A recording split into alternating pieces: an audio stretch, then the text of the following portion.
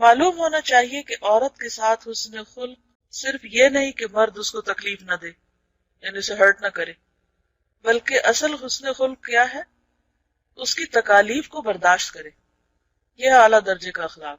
تکلیف دینا تو درکنار، اگر تکلیف پہنچے تو اس کو بھی برداشت کرے، اس کے غصے اور جوش پر حوصلے سے کام لے، کیونکہ عورت جلدی غصے میں آتی اور اس کا کلام، گفتگو اور بہت سی چیزیں جو ہیں وہ جوش پر مبنی ہوتی ہیں، ہوش سے زیادہ. تو ان سب کو برداشت کرنے کے لیے پھر ایک بڑا دل چاہیے ہوتا ہے، اور رسول اللہ صلی اللہ علیہ وسلم کی پیروی کرے. صحیحین میں حضرت عمر رضی اللہ تعالیٰ عنہ کی حدیث ہے کہ نبی صلی اللہ علیہ وسلم کی بیویاں آپ سے سوال و جواب کرتی، یعنی انہیں بولنے کی، بات کرنے کی اجازت تھی، کوشچن کرنے کی اجازت تھی، حالانکہ آپ اللہ کے رسول تھے اور آپ جو کچھ پیش کر رہے تھے وہ اپنی طرف سے نہیں تھا، اللہ کی طرف سے تھا. وَمَا يَنْطِقُ عَنِ الْهَوَىٰ إِنْ هُوَ إِلَّا وَحْيٌ يُوحَىٰ. لیکن اس کے باوجود آپ کے ازواج مطہرات آپ سے ہر طرح کے سوال کر لیا کرتی، بعض دین کے احکامات کے بارے میں بھی آپ سے حکمت یا وجہ معلوم کرتی، اور کوئی ان میں سے سارا دن آپ سے نہ بولتی، ناراض ہو جاتی. اور یہ حدیث مشہور ہے. تو اس سے کیا پتہ چلتا ہے کہ یہ عورت کے مزاج میں ہے، ناراض ہو جانا، خفا رہنا، اور مرد کو چاہیے کہ اس معاملے میں وہ حوصلے سے کام لے اور اس چیز کو برداشت کرے. چوتھی یہ کہ اس سے ہنسی مذاق کرے. نبی صلی اللہ علیہ وسلم اپنی بیویوں سے ہنسی مذاق کرتے تھے. آپ صلی اللہ علیہ وسلم نے جابر رضی اللہ تعالیٰ عنہ سے فرمایا، تو نے کنواری سے کیوں نہ نکاح کیا کہ تو اس سے کھیلتا اور وہ تجھ سے کھیلتی، یعنی باہم دونوں کے درمیان بے تکلفی ہونی چاہیے. البتہ ان باتوں کی ایک حد ہونی چاہیے. عورت سے اتنا نہ کھلے کہ مرد کی حیبت ہی جاتی رہے. اس میں اعتدال کو ملحوظ رکھے، کیونکہ بہرحال اللہ نے مرد کو قوام بنایا، گھر کا ذمہ دار بنایا، اور اس کا اپنا ایک مقام ہے. فرینکنس اور فری ہونے کا مطلب یہ نہیں کہ انسان دوسرے کے مقام مرتبے سے اس کو پامال کر کے روند کے آگے بڑھ جائے کہ میں تو، یعنی اسے ناجائز فائدہ نہ اٹھائے. حضرت عمر رضی اللہ تعالیٰ عنہ کے متعلق مروی ہے کہ آپ اپنے کسی عامل پر ناراض ہوئے تو آپ کی بیوی نے کہا، امیر المومنین آپ اس پر کیوں ناراض ہوتے ہیں؟ فرمایا، اللہ کی دشمن، تیرا اس معاملے سے کیا تعلق؟ تو ایک گڑیا کی طرح ہے، کچھ دیر اس سے کھیل لیا جاتا ہے پھر تجھے چھوڑ دیا جاتا ہے. اب ہو سکتا ہے کہ آپ میں سے بہت سے لوگوں کو یہ حضرت عمر کا قول پسند نہ آئے. پہلی بات تو یہ کہ اس کی کوئی تاریخی حیثیت مجھے نہیں معلوم ہوئی کہ کہاں یہ کوٹ کیا گیا. بہرحال اگر یہ درست بھی ہو تو حضرت عمر کے مزاج کا سب کو معلوم ہے کہ وہ کسی کے ساتھ بھی رعایت نہیں کیا کرتے تھے. پھر یہ کہ وہ اپنے کسی عامل پر ناراض ہو رہے ہیں تو ظاہر ہے کہ یہ حکومت کا معاملہ ہے، اور خواتین عام طور پر ایسے معاملات کی گہرائی کو نہیں پہنچتی. تو جب بیوی نے اعتراض کیا تو انہیں یہ اعتراض اچھا نہ لگا اور وہ غصے میں آ گئے، اور آگے جو کچھ انہوں نے کہا وہ غصے میں کہا.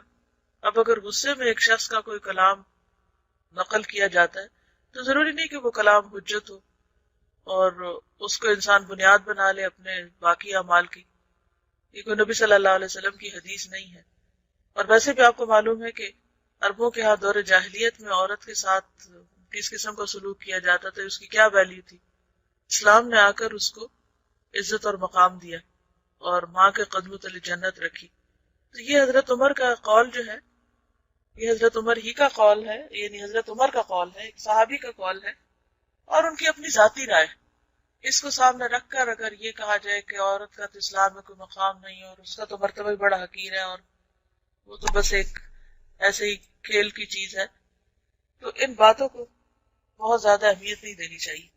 بنیادی طور پر یہ دیکھنا چاہیے کہ قرآن و سنت میں عورت کا مقام کیا ہے، یا اسے کیا حیثیت دی. اگر ازواج مطہرات نبی صلی اللہ علیہ وسلم سے طرح طرح کے سوال کر سکتی تھی تو اس سے بڑی کیا مثال ہوگی.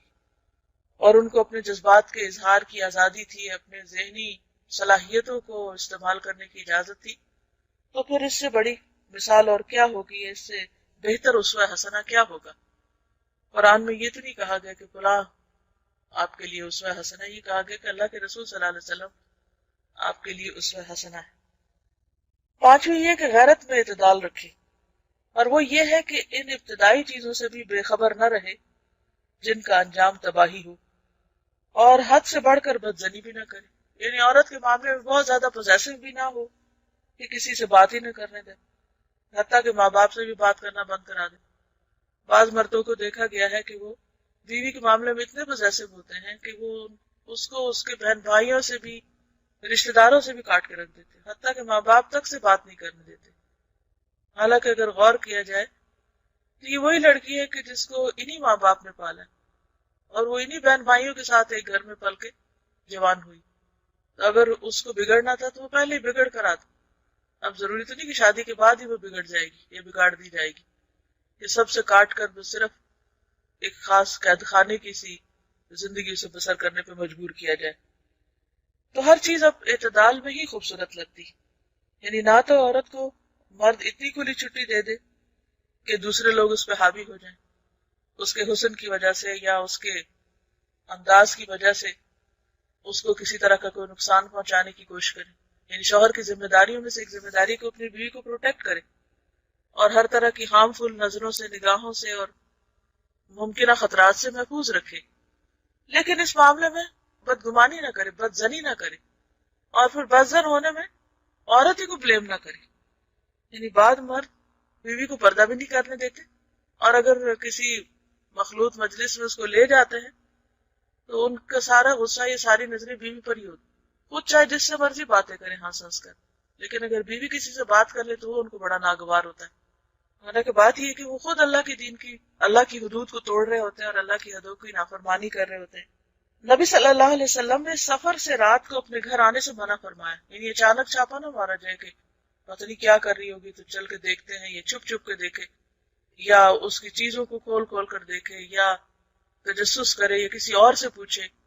بعض گھروں میں فساد اس وجہ سے ہوتا ہے کہ شوہر اور بیوی کے بیچ میں جب دوسرے لوگ آتے ہیں اور شوہر بیوی سے کچھ پوچھنے کی بجائے دوسرے لوگوں سے پوچھتا ہے، اچھا آج گھر میں کون آیا تھا، اچھا یہ کہاں گئی تھی، اچھا یہ فون پہ کس سے باتیں کر رہی تھی، یا یہ کہ اس کے فون ریکارڈ کرنا شروع کر دے، یا اس کے خط پڑھنے شروع کر دے، یا اس کی کوئی ڈائریز کھول کے پڑھے. تو ہو سکتا ہے کہ اس میں کوئی ایسی بات ہو کہ جس کا کانٹیکٹ کسی کو پتہ ہی نہ ہو. تو اس سے